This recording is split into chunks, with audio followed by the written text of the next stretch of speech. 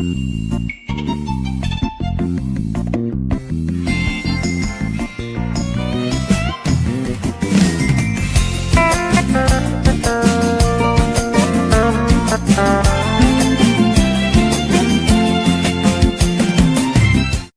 யார் மேலேயும் எந்த கசப்பு இல்லை, வைராக்கியம் இல்லை, எல்லாரோட சமாதானமாக இருக்கிற அப்படின்னு சொல்கிறவங்கெல்லாம் கை தூக்குங்க அப்படின்னு போன வாரம் ஒரு கேள்வி கேட்டேன்னு. I asked to put up your hands of those people who have no bitterness and have complete peace with all people. 2 பேர் தான் கை தூக்குனாங்க. Only 2 lifted their hands. அப்போ உங்களுக்கு புரியலன்னு சொல்லி நான் திருப்பியும் கேட்டேன். I thought you could not have understood it, and so I repeated the question. உங்களுக்கு நல்லா புரிஞ்சிருக்கு, ஆனா கை தூக்க முடியல. You understood it very clearly, but you are unable to put up your hands. அதோட அர்த்தம் என்னன்னா, யார்கிட்டயோ உங்களுக்கு ஏதோ மனக்கசப்பு இருக்கு, பேச முடியல, அது அவங்கள பார்த்தா துக்கம் வருது, வைராக்கியம் வருது, விரோதம் வருது, யார் மேலே கோபமா இருக்கிறீங்க, அதான் அர்த்தம். It means against someone in your life you have some bitterness, you are angry over them, you couldn't see their face, you couldn't talk to them. அப்போ போன வாரத்துடைய செய்தி அதுதானே, சமாதானம் சொல்லி. The last week's message was about peace.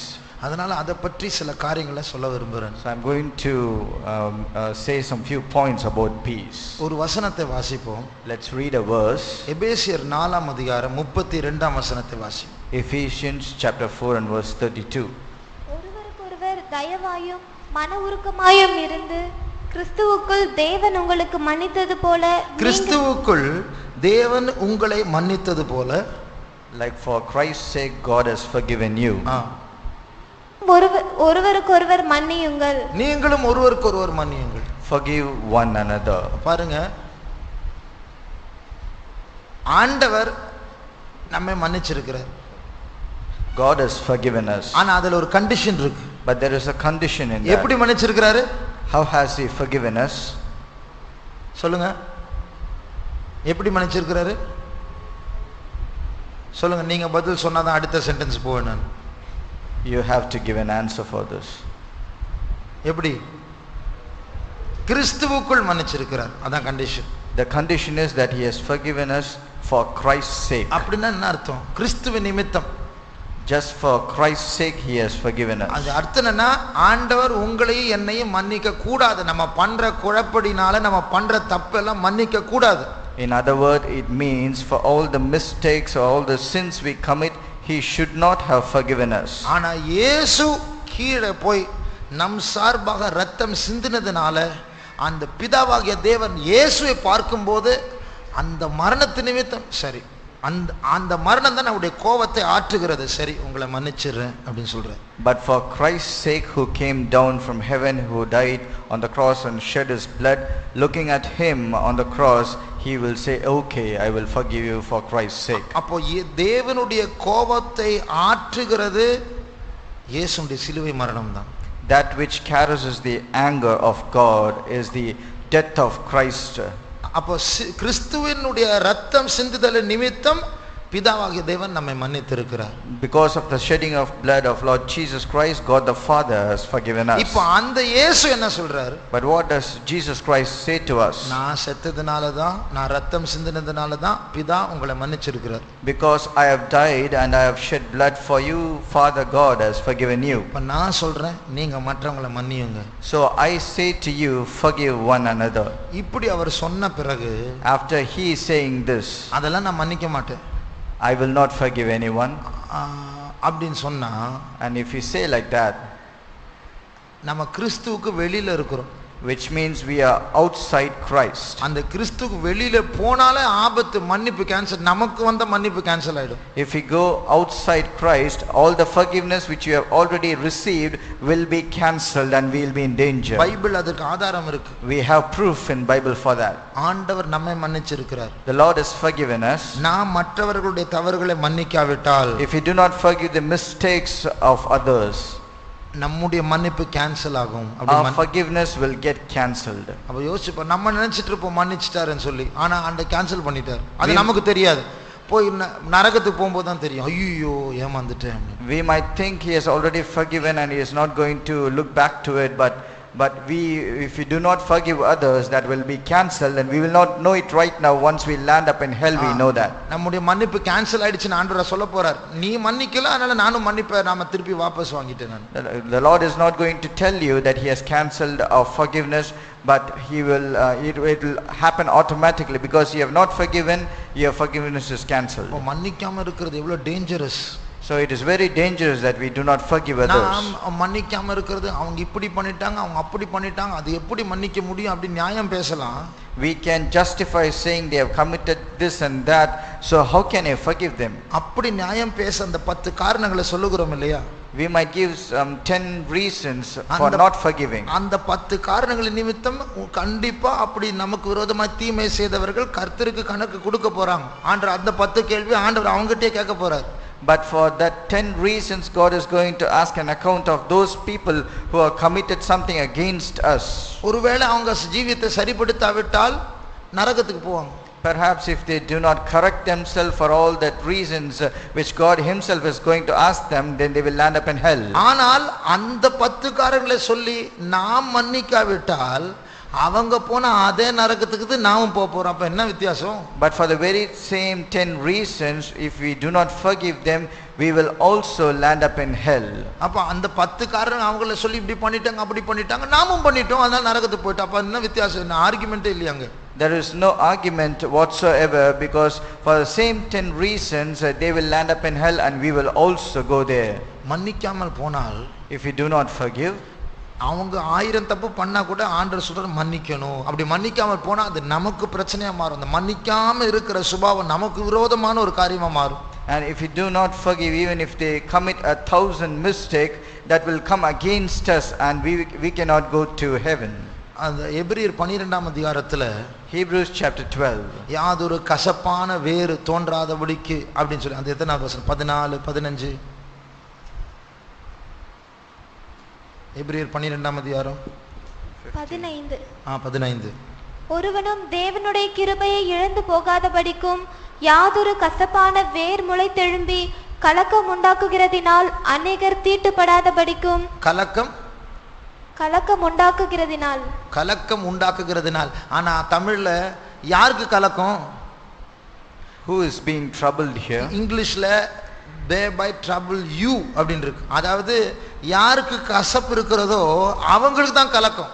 Those who have the bitterness, they have this trouble. அதை பற்றி தான் இந்த வசனம் சொல்லுங்க. மற்றவங்களும் கலங்கி போவாங்க, அதை பற்றி சந்தேகம் இல்லை. உங்களை கலக்கிறவன் கலங்கி போவான். ஆனா அந்த கலக்கிறவனை நாம் மன்னிக்காவிட்டால் நமக்கும் கலக்கம் தான். All those who trouble us, they will also be troubled. They might go to hell. But if we do not forgive them, we will also be in trouble. அதாவது இந்த கசப்பு என்று சொல்லுகிற அது ஒரு பிசாசு. When we say bitterness, it is a devil. அது உங்களுக்குள்ள மன்னிக்கவே விடாது. அது காரணங்களை சொல்லி அது சொல்லி இது சொல்லி அதை நீங்க அதட்டணும். இயேசுவின் நாமத்தில் ஆவியை கட்டுகிறேன், அது விரட்டணும், அது விடக்கூடாது சும்மா. This devil will not allow you to forgive anyone and will give so many excuses why you shouldn't forgive, but we need to bind this demon in the name of Jesus and cast it away. காரணம் சொல்லி பல சாக்கு போக்குல சொல்லி கசப்பை வச்சு அது நரகத்துக்கு கொண்டு போயிடும். Giving many reasons and having bitterness arising in us, it will make sure that we land up in hell. சிலருக்கு கசப்புன்னு சொன்னா ரொம்ப ஸ்வீட்டா இருக்கும். For some people, the taste of bitterness is very sweet for them. ஒரு sugar பேஷண்ட்டை பார்த்த ஒரு நாள். I met a diabetic patient. High sugar. He has a very high level of sugar. அவர் ஃபெய்த் ஹோம்ல தங்கிட்டு இருந்தார். He used to stay at a faith home. அவர் சொல்றாரு, திக்கா ஒரு பெரிய கிளாஸ் பாவக்காய் ஜூஸ் போட்டு கொடுக்க சொல்ல. திக்கா வேணுமா பாவக்காய் juice? He want a concentrated bitter gourd juice. அப்போ அவரால் அது குடிக்க முடியுது, ஈஸியாக நான் ஈஸியாக குடிச்சிடுறேன் பாவக்காய் ஜூஸ், திக்கா குடிச்ச பிறகு இப்போ தெம்பா இருக்கு அப்படின்னு. He could very easily drink that juice of bitter gourd and he says, I am feeling very healthy now. அப்போ சிலருக்கு அந்த கசப்பு, அந்த ஆளை பற்றி பேசிட்டே இருக்கிறது, யோசிச்சே இருக்கிற, அழுதுட்டே இருக்கு, அது ரொம்ப ஸ்வீட்டா இருக்கு. அவங்களுக்கு பொழுதுபோக்கு. For some people it is a time pass, looking at other people being in bitterness, sorrow and weeping all the time. அப்போ நம்ம சீக்கிரமா நமக்குள்ள இருக்கிற பகையை நாம் விட்டு விடாவிட்டால் அது நம்ம புதிய பூமி கூட போக முடியாது, நரகத்துக்கு தான் போகணும். If very soon we do not leave the character of hatredness towards others, we will not even go to the new earth, but we will go to hell. ஆனா இப்பொழுது சில குறிப்பிட்ட சூழ்நிலைகளை பற்றி சொல்ல விரும்புகிறேன். I'm going to say about some few circumstances. நீங்க சொல்வீங்க, நான் போய் மன்னிப்பு கேட்டேன், அவங்க பேச மாட்டேங்கிறாங்க, நான் என்ன செய்யறது? You might say that I went to ask forgiveness, but they are not ready to forgive. What can I do for that? அதை பற்றி நீங்க கவலைப்பட வேண்டாம். Do not worry about that. உங்களுடைய சைடுல நீங்க கிளியர் பண்ணிட்டீங்க, போய் தாழ்த்திட்டீங்க, மன்னிப்பு கேட்டுட்டீங்க, மன்னிச்சிட்டீங்க. அவங்க பேசலது அது அவங்க பாடு. உங்களுடைய சைடுல அவங்க எப்ப வந்தாலும் நீங்க அக்செப்ட் பண்ண ரெடியா இருந்துக்கோங்க, அது போதும். On your side, you should be very clear. You should be ready to accept when they come. When you ask for forgiveness, you have to clear your path. நீங்க போய் மன்னிப்பு கேட்டீங்க, You went and asked forgiveness. அவங்க மன்னிக்கல. They are not ready to forgive. ஓ வேலைய பார்த்துட்டு போ, வராத என்கிட்ட. They said, get lost, do not come to me. அப்படின்னு சொல்றாங்க. They are telling like this to you. ஒரு 2 மாசம் கழிச்சிட்டு அவங்களே உணர்த்தப்பட்டானே, sorry. After 2 months, they might be pricked in their heart. They will come and say sorry. அன்னைக்கு கேட்கும்போது நீ என்ன பெரிய ஆள் மாதிரி பேசுன, மன்னிக்க முடியாது, நீ போ அப்படி நம்ம அந்த திருப்பி பேசக்கூடாது. அப்ப மன்னிக்கிறோம் ரெடியா இருக்கும். After once forgiving, we should not say, on the day when I came to ask you forgiveness, you said get lost. உண்மையான மன்னிப்பு நம்ம மன்னிப்பு கேட்டுட்டு எப்போ வந்தாலும் அவங்களை ஏற்றுக்கொள்ள ரெடியா இருக்கணும். A true forgiveness is after we once forgiving, we should be ready to accept at whatever time they come to you. ரெண்டாவது, Secondly, நீங்க வாலிபர்கள் தானே, you are all young people. உங்களை சில வாலிபர்கள் மாம்சீகமா அணுக பார்ப்பாங்க. Some young people will try to approach you carnally. Opposite செக்ஸ்ல இருந்து வரலாம், சில நேரத்துல சேம் செக்ஸ்ல இருந்து வரலாம். They might be of the same gender or of the opposite gender. அப்போ அப்படிப்பட்ட நேரத்துல நாம் ஓடணும். At that time we need to flee away. நமக்கு அது அது அது சில நேரத்துல நமக்கு பிடிக்காது. At times we do not like it.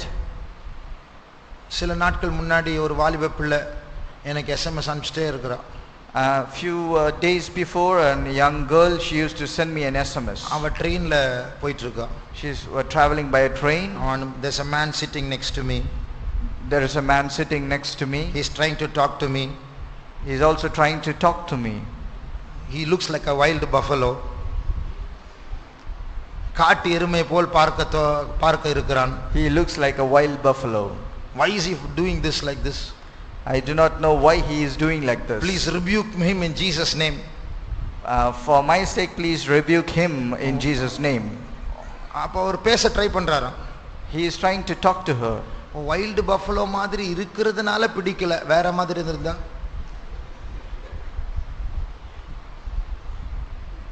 அப்போ அந்த சூழ்நிலை நம்ம என்ன பண்ணுவோம்? What will we do at such circumstances? அது வைல்ட் பஃபலோ யாரா இருந்தாலும் பாவத்துக்கு நாம் விரோதிகளா இருக்கணும், ஆனா ஆளை பகைக்க கூடாது. We should whether the person is like a wild buffalo, that is not a matter. We should not hate people, but we should hate sin.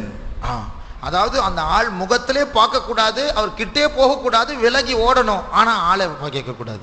We should not look at his face, we should not go near to him, but we should not hate the person. இன்னொரு சூழ்நிலை, there is another circumstance. ஒரு ஆளை ரொம்ப பிடிக்கும். We like a particular person. இருதய மாம்சத்தின்படி அணுகும்படியாக வகை தேடுகிறது. The heart is trying to approach him carnally. அவங்களை கண்டிப்பா அவாய்ட் பண்ணணும், பேசக்கூடாது. For sure we need to avoid them. ஆனா அது பகை கிடையாது. And that is never wrong. அது பரிசுத்தத்தினுடைய எல்லை அது. And that is a boundary for holiness. அதனால அதுவும் தவறு அல்ல. Even that is not wrong. அப்படி ஒரு எல்லை வைக்கிறது, பேசாம இருக்கிறது, அது தப்பு கிடையாது. To have a boundary like that, not to speak to a particular person, that is very good. நம்ம தானே எல்லாரையும் நேசிக்கணும்னு சொல்லிட்டு போய் பேச போக கூடாது, அது பாவமா மாறும். And saying that we should love every person, if we go to approach such a person, then that will become sin. ஆகையால் இப்படிப்பட்ட காரியத்தில் நம்ம ஜாக்கிரதையா இருந்து எல்லாரையும் நேசிக்க பழகணும். In this particular aspect we need to be very careful, and then we have to learn to love others. நம்முடைய அன்பு, நம்முடைய சமாதானம் தெய்வீகமானதா இருக்கணும். Our love and our peace should be divine. ஒரு நாள் ஒரு ரெண்டு லேடிஸ் ஆர்கியூ பண்ணிட்டு இருக்காங்க. Once two ladies, they had an argument. ஒரு லேடி சொல்றாங்க ஓரின சேர்க்கை தப்பு. One lady says homosexuality is wrong. Homosexuality is wrong. அடுத்த லேடி சொல்றாரு யார் சொன்னது தப்புன்னு, பைபிள் அப்படி எல்லாம் எழுதல. நீ தான் சொல்ற. Another lady says, who said that is wrong? Because that is not mentioned in Bible. பைபிள்ல சொல்றது லவ் ஒன் another, ஒரு நேசியுங்கள். அது ஆணோ பெண்ணோ எப்படி நேசிக்கலாம்? Bible says love one another, let it be a male or a female. அப்போ அந்த முதல் அம்மா கொஞ்சம் வயசானவங்க சொல்றாங்க, இல்ல பைபிள்ல சொல்லியிருக்கு, ரோமர் 1ஆம் அதிகாரத்தில் இருக்கு, ஆணை நேசிக்க கூடாது, தவறான அன்பு வைக்க கூடாது, ஓரின சேர்க்கை தப்புன்னு சொல்லி பைபிள்ல இருக்கு. But the old lady, she argued back saying, according to Romans chapter 1, a man should not love a man and a woman should not love a man. That is wrong according to the scriptures. அப்படிப்பட்டவர்கள் மேல் தேவனுடைய கோபம் வரும். Upon them the wrath of God will come. அப்ப அந்த இரண்டாவது அம்மா வாலிப பிள்ளை தான், நீ உன் மேல தான் தேவ கோபம் வரும். The second girl, who is a young girl, she said to the old woman, the wrath of God will come upon you. பாருங்க எவ்வளவு அறியாமைனால ஜனங்க கெட்டு போறாங்க. பைபிள்ல என்ன எழுதி இருக்கு என்ன எழுதலன்னு சொல்லி தெரியல. Because of ignorance people go defiled. They do not know what is written in scriptures and what is not. அப்படி தவறான உறவு பரவாயில்லையா, அது சரியா? Such a wrong relationship is certainly wrong. உலகம் அப்படி கெட்டு போய் கொண்டிருக்கிறது. The world is getting defiled in such a manner. நம்முடைய கண்களை மூடுவோம். Let's close our eyes. நம்ம எல்லாருக்கும் ஆண்டவர் முறைக்கேற்ற ஒரு சமாதானத்தை தர வேண்டும். The Lord should give us all a peace according to the scriptures. நமக்குள்ள இருக்கிற கசப்பு வைராக்கியத்தை கர்த்தர் மாற்ற வேண்டும். The Lord should remove all the bitterness and jealousy in our life. என்னுடைய தகப்பன் ரட்சிக்கப்படுவதற்கு முன்பாக, my father before getting saved, அவருடைய கல்யாணத்துக்கு முன்னாடி and before his marriage, அவரும் அவருடைய அக்காவும் 12 வருஷம் பேசல. he and his sister, they never spoke to one another for 12 long years. 12 years ஒரே வீட்ல இருந்து பேசல. They were both in the same house, but they never spoke with each other for 12 years. அதுக்கப்புறம் ரட்சிக்கப்பட்டு பேச ஆரம்பித்தார். But after being saved, they started speaking to one another. கசப்பு ஒரு பிசாசு. Bitterness is a devil. அது எல்லா வீடுகளை விட்டு போக வேண்டும். It should depart from all the houses. கர்த்தர் நமக்கு பரிசுத்த அன்பை, பரிசுத்த சமாதானத்தை தர வேண்டும். The Lord should give us a holy love and holy peace. அது வேண்டும் என்று சொல்லுகிறவர்கள் கர்த்தருடைய சமூகத்தில் கரங்களை உயர்த்துங்கள். Those who say, I need this, please put up your hands in the presence of God. வீட்டில் உள்ள எல்லாரையும் நேசிக்க, to love all the people in my family, நம்மை பகைக்கிறவர்களையும் நேசிக்க, and to also love those who hate us, ஆனாலும் நம்முடைய எல்லைகளை காத்துக்கொள்ள, but still to put ourselves into a boundary, மாம்சத்தில் விழாதபடிக்கு நம்மை காத்துக்கொள்ள, that we should not fall for any carnal lust. கர்த்தர் நமக்கு உதவி செய்ய The வேண்டும். Lord should help us. நன்றாய் கரங்களை உயர்த்துங்கள். Let us lift up our hands. கர்த்தருடைய சமூகத்தில் கரங்களை உயர்த்துங்கள். Let us lift up our hands in the presence of God. சமாதானம் பண்ணக்கூடிய வல்லமை வேண்டும் என்று சொல்லுகிறவர்கள் கரங்களை உயர்த்துங்கள். Those who say, I need a power to make peace, put up your மன்னிக்கிற hands. ஆவி வேண்டும் என்று சொல்லுகிறவர்கள் கரங்களை உயர்த்துங்கள். Those who say, I need a spirit of forgiveness, please put up your hands. கொஞ்ச நேரம் கர்த்தரை ஸ்தோத்திரிப்போம். Sometime let's praise God. ஸ்தோத்திரம் பண்ணும் பொழுது கிருபை பெருக போகிறது. When you are praising God, the grace will abound. மன்னிக்க கூடிய ஒரு உள்ளத்தை கர்த்தர் தருவார். The Lord will give us a heart to forgive. கசப்பின் ஆவியை கர்த்தர் அகற்றுவார். The Lord will remove the spirit of bitterness. கொஞ்ச நேரம், ஒரு நிமிடம் சத்தமாய் ஸ்தோத்திரம் For பண்ணுவோம். 1 minute, let us praise louder. ஸ்தோத்திரம் ஆண்டவரே, ஸ்தோத்திரம் இயேசுவே, ஸ்தோத்திரம் இயேசுவே.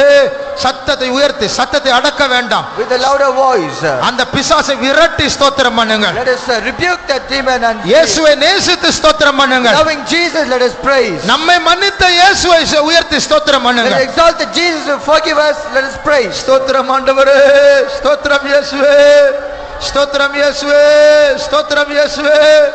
பரிசுத்தரே, காப்பாற்ற வேண்டும் ஆண்டவரே. சுத்திகரியும் இயேசுவே, பரிசுத்தப்படுத்தும் ஆண்டவரே. ஸ்தோத்திரம், ஸ்தோத்திரம், ஸ்தோத்திரம், ஸ்தோத்திரம், ஸ்தோத்திரம், ஸ்தோத்திரம், ஸ்தோத்திரம், ஸ்தோத்திரம். கர்த்தாவே, நீ தந்ததான இந்த நல்ல நேரத்துக்காக ஸ்தோத்திரம். எங்கள் மத்தியில் இந்த கசப்பு என்கிற பேரே இருக்கக்கூடாது. எல்லாரையும் ஒருவரை ஒருவர் பரிசுத்த அன்பினால் நேசித்து எங்களுடைய எல்லைகளை நாங்கள் நன்றாக வைத்து கிறிஸ்துவின் அன்பில் இசைவினைப்பாய் கட்டப்படுகிற ஒரு நகரமாய் மாறும்படியாக எல்லா வாலிபர்களை பொறுப்படுத்திக் கொள்ளும். அவர்கள் மத்தியில் இருக்கிற சண்டைகள், கசப்பு, பகை, பேசாமல் இருப்பது எல்லாவற்றையும் மாற்றி உம்முடைய அன்பில் வளர உதவி செய்யும், காத்துக்கொள்ளும். இயேசு நாமத்தில் வேண்டிக் கொள்கிறோம் பிதாவே, ஆமென். என் ஆத்துமாவே கர்த்தரை ஸ்தோத்திரி, என் முழு உள்ளமே பரிசுத்த நாமத்தை ஸ்தோத்திரி. என் ஆத்துமாவே கர்த்தரை ஸ்தோத்திரி, அவர் செய்த சகல உபகாரங்களையும் மறவாதே. ஆமென். அல்லேலூயா.